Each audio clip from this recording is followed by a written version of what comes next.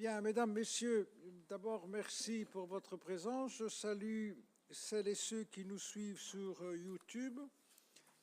Nous sommes réunis pour qu'on puisse vous faire le point des décisions du gouvernement au sujet du FEDER et du Fonds social européen. Vous savez qu'au niveau de l'Union européenne, il y a une politique importante qui est la politique de cohésion, dont l'objectif vise à permettre aux régions en décalage à ce qu'elles retrouvent un développement conforme ou proche de la moyenne européenne, ou bien au-delà.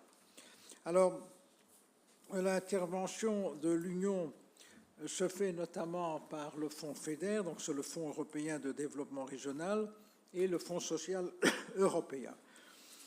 Et ces fonds permettent de financer des projets en Wallonie. En réalité, ce sont des cofinancements. Il y a un financement de l'Union européenne et il y a un financement de la région wallonne. Même si pour le Fonds social européen, c'est un peu plus subtil. En réalité, c'est 50% l'Union européenne et les porteurs de projets doivent trouver 50% ailleurs, en général dans d'autres services publics. Et là, c'est souvent pour les projets sur le territoire wallon, la région wallonne, mais pas uniquement, il y a parfois l'intervention du fédéral. En revanche, pour le FEDER, l'Union européenne intervient pour 40% et la région 60% pour certains projets, ou bien 50% l'Union européenne, 50% la région. Alors, l'Union européenne a défini ses objectifs stratégiques. Je crois qu'on doit les voir on aurait dû les voir, on le verra après. Et ces objectifs stratégiques, nous le déclinons en priorité. Et dans le cadre de la programmation, comme vous le voyez, c'est une programmation qui va de 21 à 27. Alors vous allez nous dire, oui, mais pourquoi c'est 21 et on a les résultats qu'en 23? Simplement parce que la Commission européenne a beaucoup traîné avant de se mettre d'accord sur les conditions précises, notamment pour le Fonds social européen. Et cette programmation, il y a en fait deux appels à projets. Le premier appel à projet qui vient d'être réalisé, ce dont nous allons parler maintenant, et un deuxième qui aura lieu en 2025. Alors, pour l'ensemble, sur toute la période, il y aura 2,7 milliards d'euros qui seront investis sur le territoire wallon. Alors, les appels à projets ont eu lieu en mars 2022 et nous avons rencontré un grand succès parce qu'il y a eu 563 projets déposés dans le cadre du Fonds social et 757 dans le cadre du FEDER. Alors, il y a eu un comité d'experts. Un mot sur ce sujet, parce que c'est une originalité. Les experts, contrairement à ce qu'on pourrait croire, ce n'est pas le gouvernement qui a décidé, ce sera Joséphine, Arthur et Arthurine. On a lancé un marché public avec un profil de fonction. Et les personnes qui souhaitaient être membres du jury ont fait acte de candidature en fonction de ce profil, pour que nous ayons véritablement un jury totalement indépendant du gouvernement. Et donc tous les projets ont été évalués par ce jury d'experts qui avait établi des critères clairs et objectivables. Et le gouvernement, hier, a approuvé ce que le jury a classé, les premiers projets classés jusqu'au moment où les montants financiers ont été épuisés. Donc ils ont classé sur 100, 80, des 90, des 80, etc. Et les décisions s'arrêtent là où l'argent a été totalement consommé. Alors, pour ce premier appel, il y a 600 88 projets qui ont été sélectionnés, 374 dans le cadre du FEDER pour 775,1 millions. Et dans les 775,1 millions, il y a, en réalité, c'est réparti de la manière suivante, 314 sont à charge de l'Union, 428 à charge de la région et à peu près 33 millions à charge des porteurs de projets. Donc les porteurs de projets payent de l'ordre de 4 à 4,5%. Alors, dans les grandes thématiques, on retrouve bien sûr les priorités du gouvernement, rénovation énergétique des bâtiments publics régionaux et locaux, 200 millions de budget, supplémentaire de tout ce que nous faisons dans le cadre du plan de relance, la dépollution des friches, 166 millions, le développement urbain, 115, la recherche et l'innovation, 96,5, et puis vous voyez dans le tableau la mobilité locale et régionale à peu près 50 millions, l'accompagnement des entreprises, des entrepreneurs à peu près 44 millions, l'économie circulaire et utilisation durable des ressources 41 millions, rééquipement des zones d'activité économique 37 millions, infrastructures et équipements de pointe pour la formation professionnelle 26 millions. Donc ceci représente les 775,1 millions avec ce focus important sur la rénovation énergétique et sur la dépollution des friches. Les opérateurs doivent mener les projets pour au plus tard décembre 2029 tout clôturer, sauf pour la recherche et l'innovation où c'est 2025. Alors, cette fois-ci, l'appel à projet concernait les opérateurs publics. En 2025, c'est ouvert aux opérateurs privés, et donc aux entreprises. Quant au Fonds social européen, donc il y a 314 projets qui seront menés, donc qui ont été retenus pour le territoire wallon. Là, l'objectif, c'est d'avoir une Wallonie plus sociale et plus inclusive.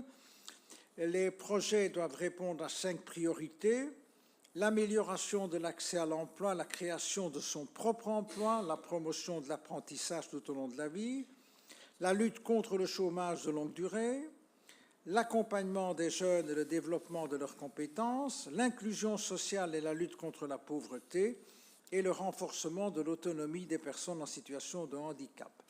Alors, les 314 projets qui seront menés représentent plus de 580 millions, 581,5 millions, dont 290 proviennent de l'Union européenne. Là-dedans, on voit dans le tableau qui est devant vos yeux, la priorité a été donnée à l'amélioration de l'accès à l'emploi, renforcement et la création de son activité et promotion de l'apprentissage, à peu près 214 millions, la lutte contre la pauvreté et l'inclusion sociale, 211, le territoire chômeur longue durée, on va vous en parler, 104 millions, l'accompagnement des jeunes, le développement de leurs compétences pour accéder à l'emploi, 36 millions, et le renforcement de l'autonomie des personnes en situation de handicap, 17 millions. Voilà un peu les résultats globaux. On vous a présenté que 2 tableaux parce que c'est difficile d'aller vous présenter les 688 projets retenus, bien que vous aurez le détail avec un tableau Excel. Et pour alors illustrer, parce que si on devait expliquer les 688 projets, on serait là jusqu'à minuit, pour vous donner quelques indications précises, je vais céder la parole successivement à Willy, puis à Philippe Henry, qui parlera aussi pour Céline, parce qu'elle a dû rester auprès de sa fille qui malheureusement est malade, puis Christy et puis Christophe. Voilà, sans transition, je cède la parole à Willy. Et moi, si on me donne une tasse de café, je serai ravi. Voilà, bonjour à toutes et à tous. Je ne sais pas s'il y a d'autres demandes de café. Je me permets effectivement, Elio, dans la foulée de ta présentation, d'illustrer en ayant choisi un domaine et une thématique particulière. Elle est importante, bien évidemment, les projets sélectionnés. La thématique que nous avons retenue, c'est celle de la recherche. On sait à quel point, même si en termes de pourcentage de PIB, la situation de la Belgique est une situation plutôt favorable, puisque 3,4% du PIB belge est dépensé dans le cadre de la recherche, du développement et de l'innovation. La Belgique est considérée comme affichée comme figurant au 6e rang à cet égard des pays industrialisés. Et la Belgique, en ce compris la Wallonie, fait partie des leaders de l'innovation en Europe.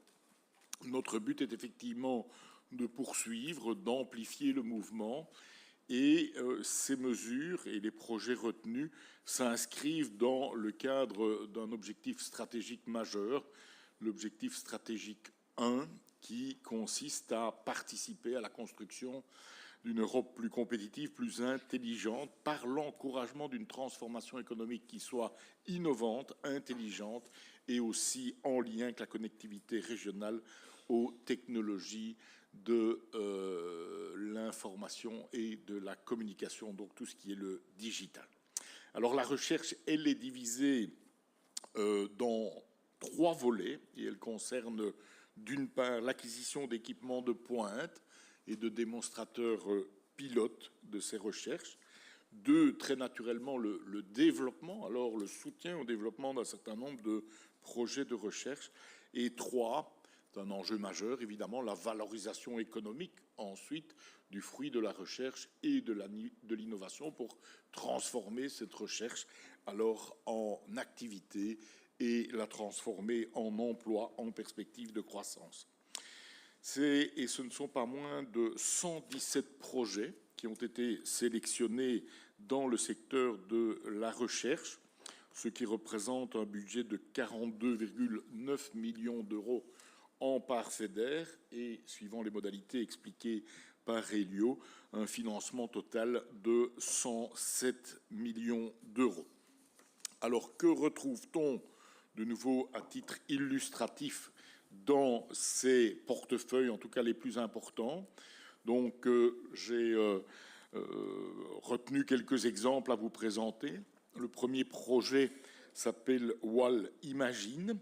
Il rassemble un certain nombre de partenaires ici universitaires, les 4 universités francophones, ainsi que le centre de recherche wallon dédié aux sciences du vivant, le CER Group.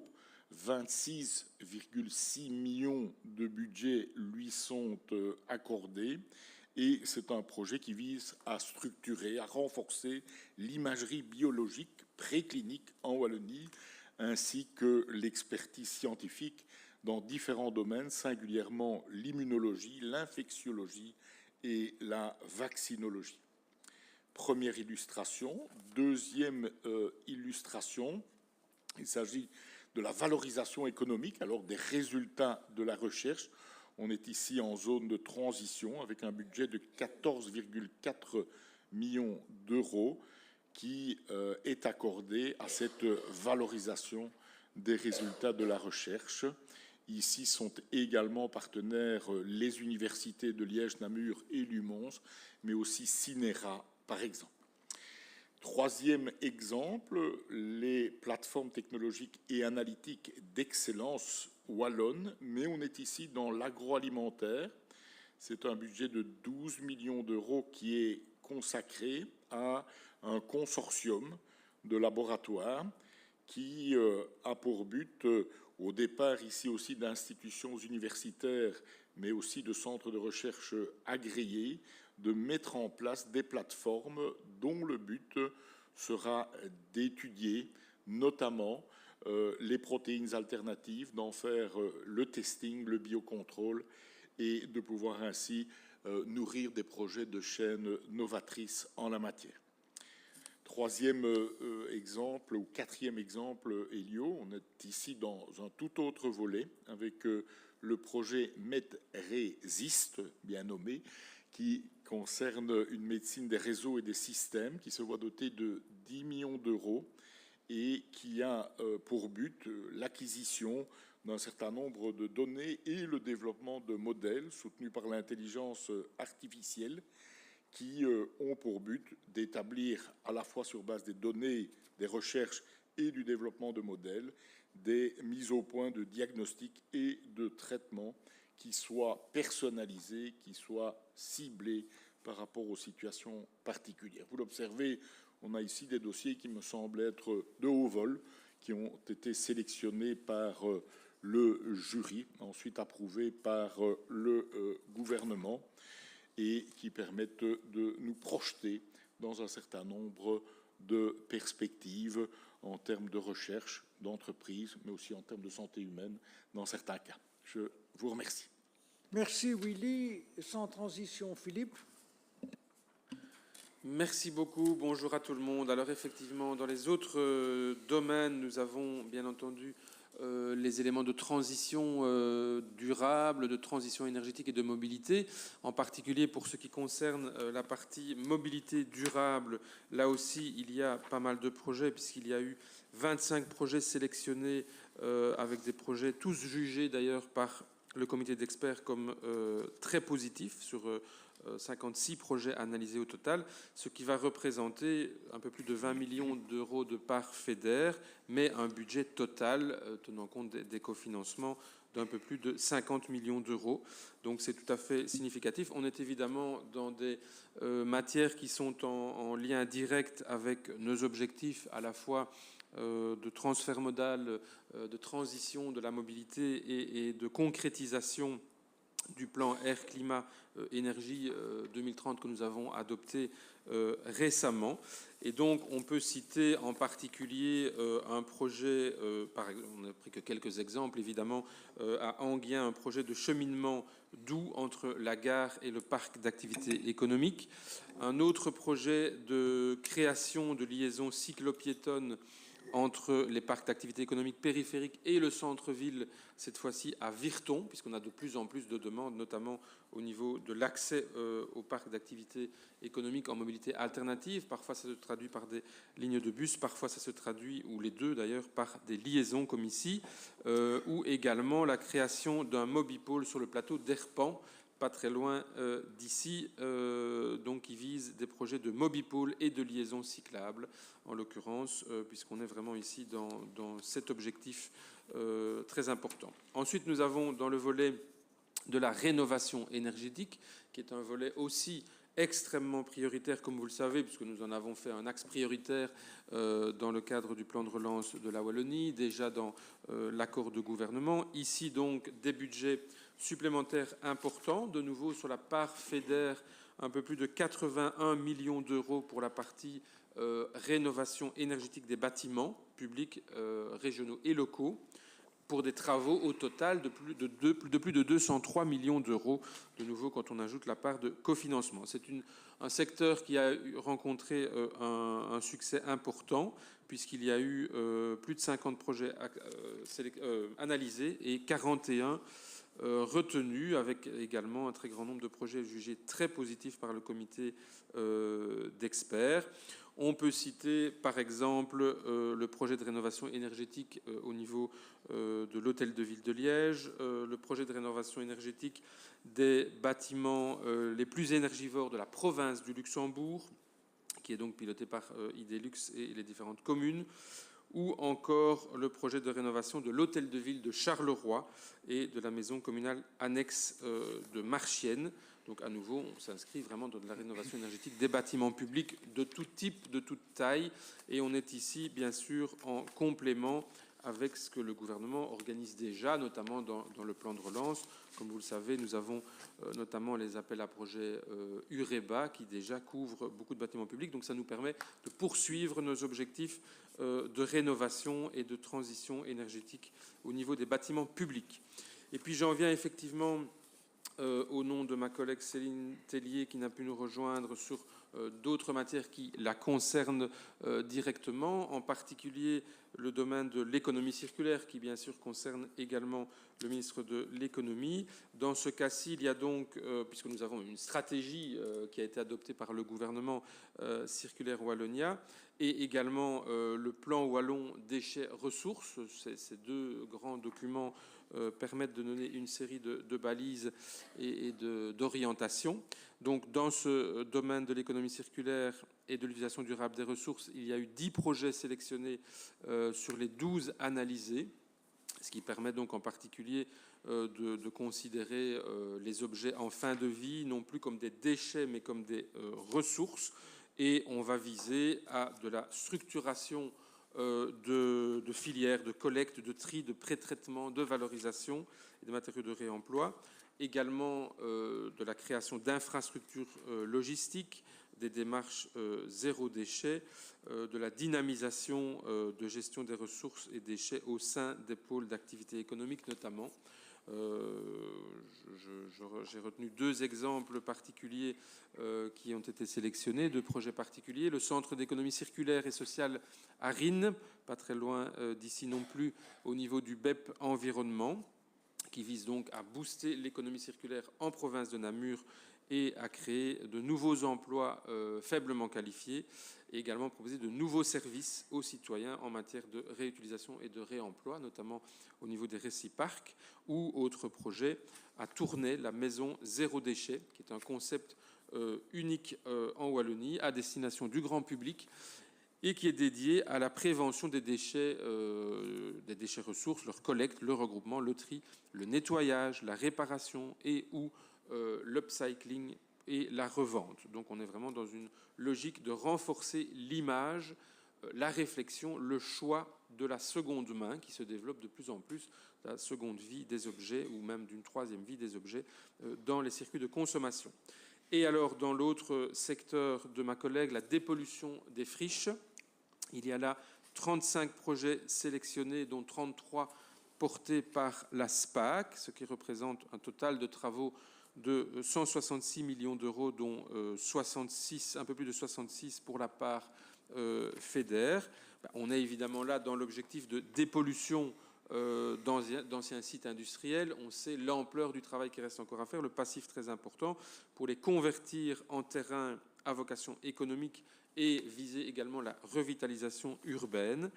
On peut citer notamment 2 projets phares à Morlanoué, la réhabilitation du site Baume et Marpan. Il s'agit d'un assainissement permettant de dégager une surface d'environ 4 hectares pour des logements et des espaces verts et des parcs publics. Et autre exemple, à Châtelet, la réhabilitation du site Blanchisserie, où là, il s'agit d'un assainissement pour également dégager une surface d'environ 4 hectares pour l'installation de locaux de loisirs et associatifs, culture, clubs, petites activités sportives, espaces dédicacés aux activités festives ponctuelles comme des vides-greniers, brocantes, etc., parking de délestage, ruchers en collaboration avec les écoles, ainsi que des infrastructures sportives accessibles à tout un chacun. Donc il s'agit aussi de se réapproprier des espaces à différents usages et activités de lien social.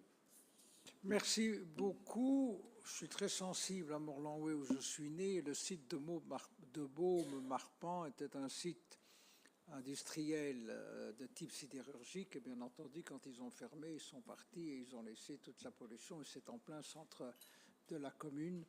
Et c'est très heureux qu'on puisse assainir et y construire des logements. Christy Je suis exceptionnellement à votre droite, Président. Je savais que j'étais plus à gauche. Christy d'abord et puis Christophe. Alors, je t'en prie, Christy. Merci.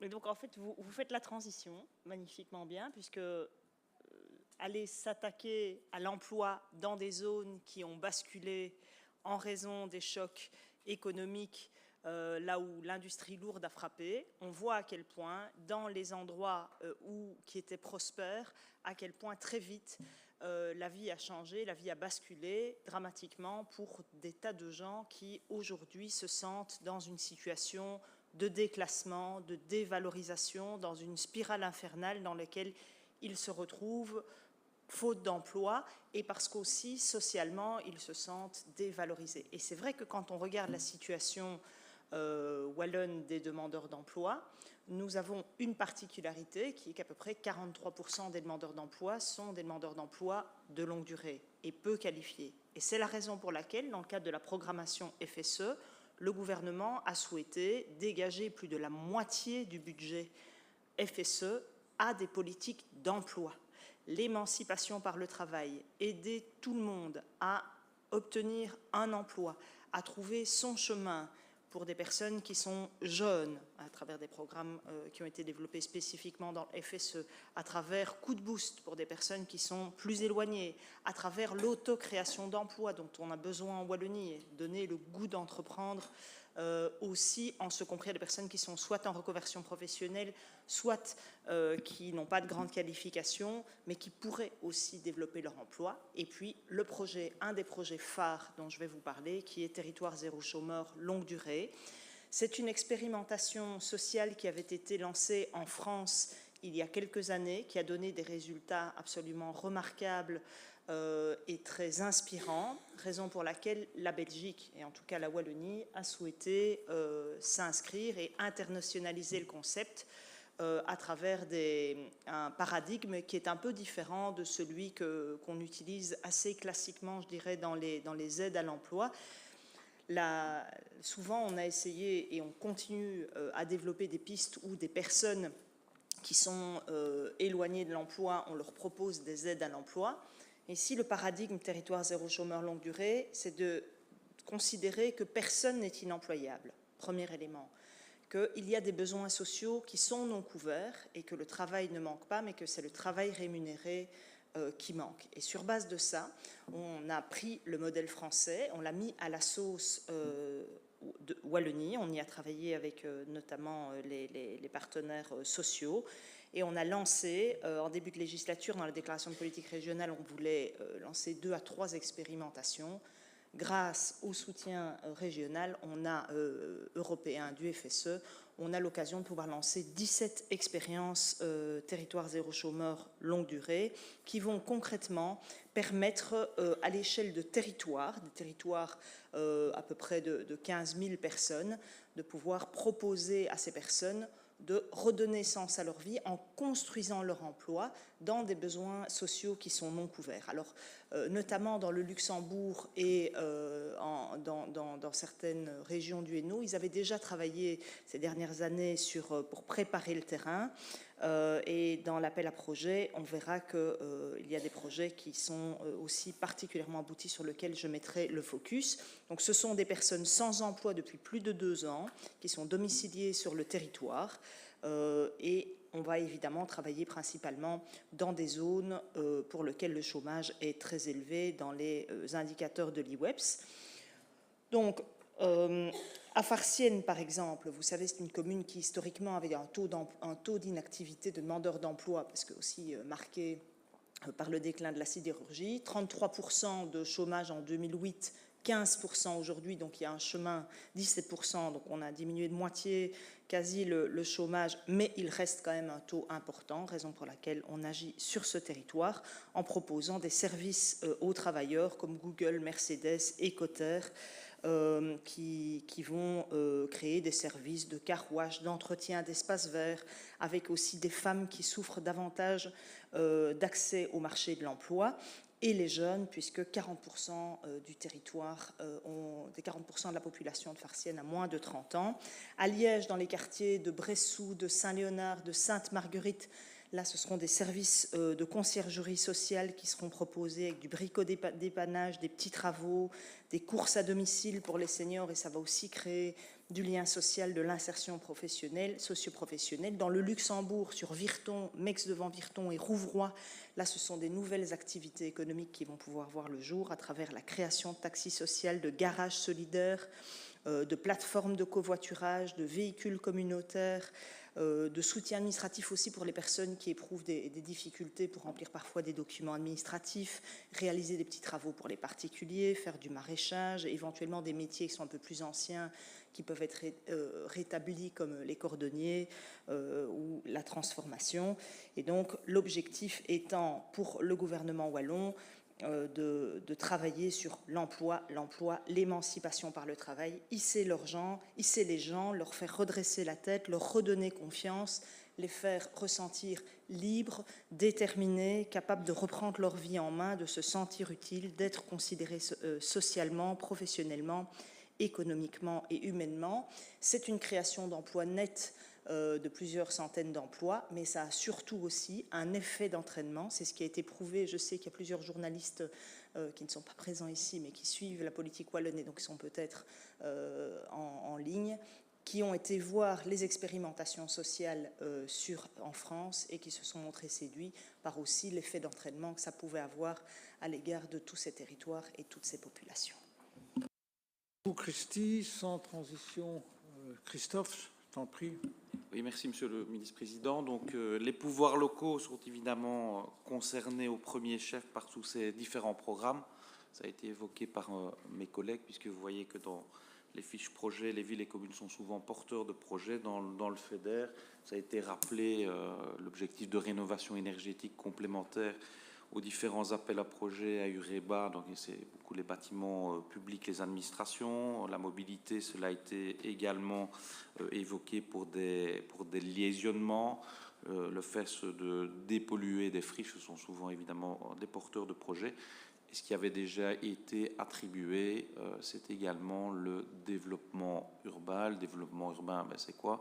C'est la modification structurelle d'un espace public, donc une place par exemple, ou encore la création d'un boulevard. Mais ce n'est pas ce qui m'occupe aujourd'hui, c'est l'implication des pouvoirs locaux dans le programme du Fonds social européen, dans le cadre duquel les différents CPS ou organismes à finalité sociale, soit les associations pour le logement, les AIS ou les régies de quartier, donc étaient éligibles au programme 4 du FSE qui vise à lutter contre la pauvreté et l'inclusion sociale. Alors en termes macro, ce sont des montants importants et des opportunités, puisque la priorité 4 visait 158 millions, dont près de 40% du budget global de la programmation destiné aux zones en transition. Il y a eu 134 projets.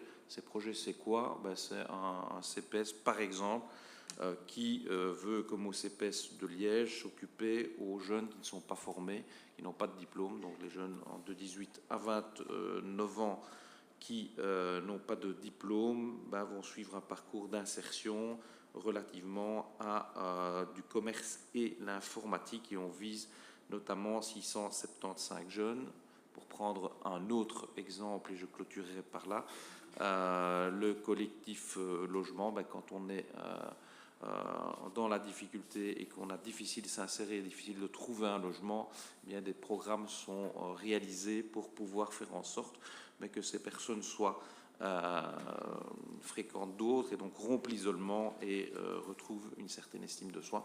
Donc ce sont des programmes d'accompagnement, d'insertion qui sont alors financés à travers les CPS, puisque les CPS ont différentes missions. Évidemment, des missions par rapport à ce qui est légal, le revenu d'intégration par rapport à l'aide sociale, mais aussi des missions relativement à l'insertion pour trouver le chemin vers l'emploi ou en tout cas s'inclure dans la société, luttant ainsi contre la pauvreté. Merci Christophe. Alors avant de vous céder la parole pour d'éventuelles questions, je rappelle donc la procédure de sélection a été faite par un jury totalement indépendant sur base de critères objectifs, qu'en tout il y a 688 projets du Fonds social européen et du FEDER pour un montant alors total. Pour ce premier appel, je rappelle que le deuxième appel, ce sera en 2025. Pour ce premier appel, cela représente 1,357 milliard qui viennent s'ajouter, 1,357 qui viennent s'ajouter au plan de relance. C'est quand même un montant considérable et un aboutissement d'un très très long travail. Je voudrais saluer non seulement les membres du jury, mais également toutes les collaboratrices et collaborateurs qui ont travaillé d'arrache-pied, parce que c'était quand même un travail de longue haleine et très complexe. Voilà, s'il y avait l'une ou l'autre question, mes collègues et moi-même tenterions d'y répondre. Oui, je t'en prie.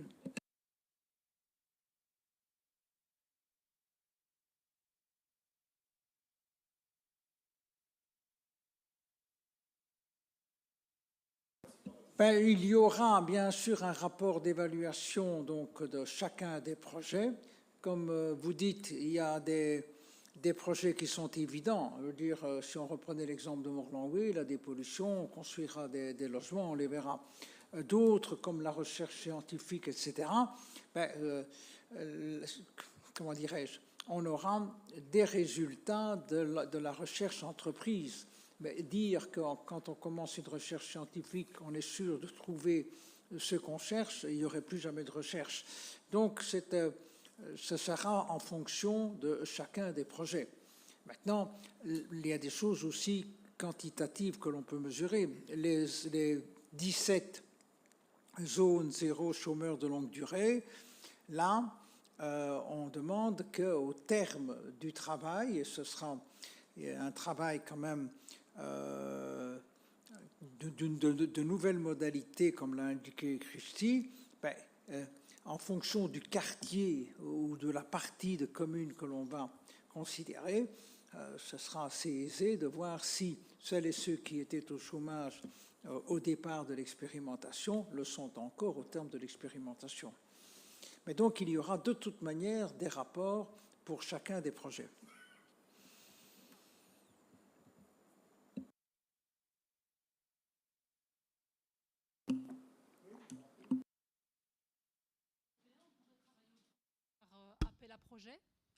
Et je vais vous dire très sincèrement, donc c'était aussi la question au salon des mandataires. Bon, si on se met à la place d'une ou d'un bourgmestre, on dit donnez-nous un droit de tirage. Mais ce n'est pas parce qu'on donnerait un droit de tirage que la Wallonie aurait une cohérence dans les priorités qui sont les priorités que nous avons définies tantôt dans le plan de relance, tantôt avec l'Union européenne, par l'Union européenne dans un dialogue. Ce n'est pas pour autant que ce sera effectué dans les... si on prend la communauté germanophone, c'est 262 communes, sans ces 253 communes, vous voyez un peu la difficulté. Et donc, à la fois, Christophe peut l'indiquer, il y a eu déjà des mécanismes où c'est un droit de tirage que les communes ont, mais il n'y a rien à faire. Il faut qu'on ait des programmes qui soient pilotés par la région. Et dans les choix, vous voyez que si on avait dispersé comme ça les communes, on n'aurait peut-être pas pu réaliser des projets qui vont coûter X millions ou X centaines de milliers d'euros que n'aurait peut-être pas telle ou telle commune. Donc là, c'est la cohérence voulue par la Commission européenne, définie, enfin mise en œuvre par la région wallonne, avec un jury qui sélectionne les bons projets. Je pense que c'est l'une des meilleures méthodes à utiliser. Parce que c'est un des moyens d'éviter au maximum tout gaspillage de deniers publics.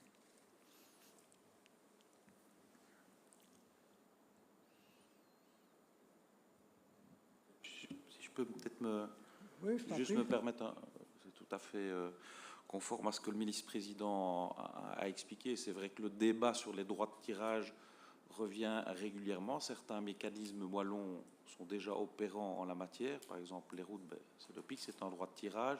La politique des grandes villes, on a fait un droit de tirage encadré sur des objectifs. C'est vrai que les communes souhaitent avoir de la prévisibilité, mais ce n'est pas compatible avec le mécanisme européen, qui d'ailleurs ne concerne pas que les villes et communes. Mais ici, en réalité, on cherche à sélectionner les meilleurs projets et à avoir un effet levier. Donc ce n'est pas compatible avec le fait de réserver un montant à chaque entité. Donc c'est en fonction de la qualité du projet et de l'importance du projet pour avoir l'effet levier recherché. Sur les autres matières, sur le budget wallon, on peut à un moment donné réfléchir sur cette notion des droits de tirage qui a des avantages, la prévisibilité pour les communes, mais qui a aussi le défaut de faire en sorte que le gouvernement ne donne plus non plus d'orientation. Donc il faut trouver un mix entre un droit de tirage pour certaines communes, d'avoir une certaine masse critique, hein, donc pour pouvoir faire des projets qui ont un effet levier, et le fait de donner aussi une orientation, une impulsion, et puis c'est surtout pas compatible avec les événements. Si on avait fait au début de la législature un droit de tirage en disant toutes les communes, les villes et communes auront X ou Y dans les plans d'investissement, et comment est-ce qu'on aurait orienté par rapport au Covid, par rapport aux inondations. Donc à un moment donné, il faut se laisser une forme de souplesse. Donc globalement, c'est de trouver la formule mixte entre l'intérêt d'avoir une prévisibilité dans un droit de tirage et le fait que c'est normal qu'un gouvernement souhaite donner l'une ou l'autre impulsion ou l'une ou l'autre orientation.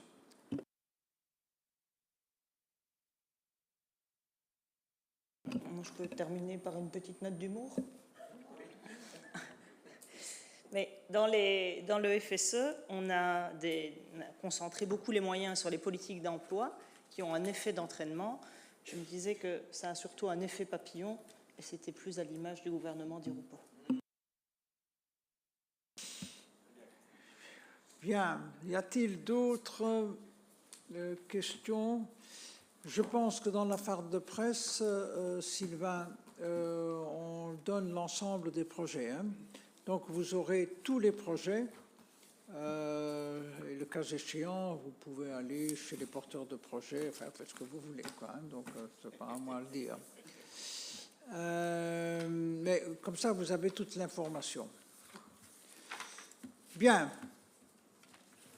Pas d'autres questions. Il ne me reste plus qu'à vous remercier très sincèrement, saluer celles et ceux qui nous regardent par YouTube. Merci infiniment.